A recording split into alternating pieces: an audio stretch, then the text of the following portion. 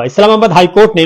اپنا فیصلہ سنا دیا ہے۔ جسٹس میاں گل حسن اورنگزیب اور جسٹس سمن رفت امتیاز نے ڈویژن بینچ نے فیصلہ سنایا ہے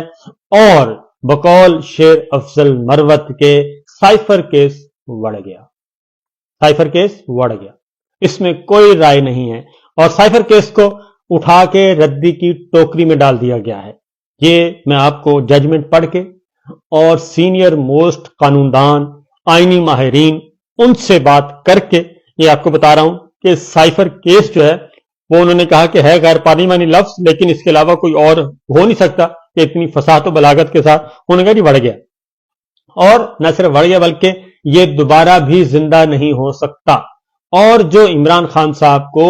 بڑی بڑی باتیں کی جا رہی تھیں کہ سزائے موت اور عمر قید اور یہ سب کچھ، وہ سارے کا سارا ملیا میٹ ہو گیا ہے اور وہ سارے کے سارے خواب ادھورے، اور جو ایک تاثر دیا جا رہا تھا، جو ایک ماحول بنایا جا رہا تھا، ڈرایا جا رہا تھا، دھمکایا جا رہا تھا، تو عمران خان صاحب کو ایک بہت بڑا ریلیف، شاہ محمود قریشی صاحب کو بہت بڑا ریلیف، ان کو حق اور سچ کی فتح ہوئی ہے، وہ سرخرو ہوئے ہیں اور اللہ تعالیٰ نے ان کی مدد کی ہے، کیونکہ سارے کا سارا جو اسلام آباد ہائی کورٹ کا آرڈر ہے وہ سارے کا سارا ٹرائل غیر قانونی قرار دے دیا ہے، غیر آئینی قرار دے دیا ہے، اس کی کوئی آئینی قانونی حیثیت ہی نہیں ہے، یہ کہہ دیا گیا ہے، اور اب تک کی جتنی کاروائی ہے وہ ساری کی ساری ردی کی ٹوکری میں پھینک دی گئی ہے۔ اور اس میں ایک اور بات امپورٹنٹ ہے جو اس ججمنٹ میں کہی گئی ہے دانستہ، وہ میں آپ کو بتاؤں گا، لیکن پہلے ذرا صرف آرڈر سن لیں، اس کے بعد اگلی بات کریں گے کہ آرڈر کیا ہے۔ آرڈر میں انہوں نے لکھا ہے کہ جی جو ڈیٹیلز، باقی میں اس کی سادہ زبان میں آپ کو بعد میں بتاؤں گا، پہلے ایگزیکٹ بتا دوں۔ انہوں نے کہا جی کہ جو 27/6/2023 کو جاری کردہ نوٹیفیکیشن کے ذریعے آفیشل سیکرٹ ایکٹ 1923 کے تحت رپورٹ ہونے والے مقدمات کی سماعت کے لیے خصوصی عدالت انسداد دہشت گردی 1 اسلام آباد کا عہدہ یعنی کہ ذوالقرنین صاحب کو جو تعینات کیا گیا جج ابو الحسنات ذوالقرنین کو، تو وزارت قانون و انصاف نے جو نوٹیفیکیشن ان کی اپوائنٹمنٹ کا جاری کیا وہ درست ہے، بالکل یہاں تک معاملہ۔ اس کے بعد انہوں نے کہا جی کوڈ آف کرمنل پروسیجر 1898 میں ایسی کوئی شک نہیں جو کہ مجسٹریٹ کو اپنی عدالت کو معمول کے کمرہ عدالت میں منعقد کرنے پر مجبور کرے، یہ یعنی کہ جیل ٹرائل میں جو ایک بند کمرے میں جنگلے میں سب کچھ کیا جا رہا تھا، غیر معمولی حالات میں اور جہاں یہ انصاف کے لیے سازگار ہو مقدمے کی سماعت ہو سکتی ہے، اور جج کو مجبور نہیں کیا جا سکتا، اور یہ جج نے انیشیٹ نہیں کیا تھا۔ اب آگے سنیں،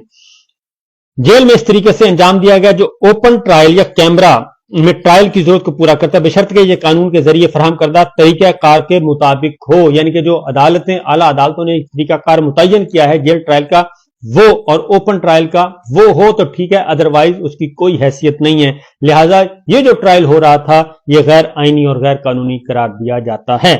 اب آگے سنیں، 29 اگست کو ایک نوٹیفیکیشن جاری کیا گیا تھا، 29 اگست 2023 وزارت قانون و انصاف کی طرف سے جاری کردہ رٹ پیٹیشن نمبر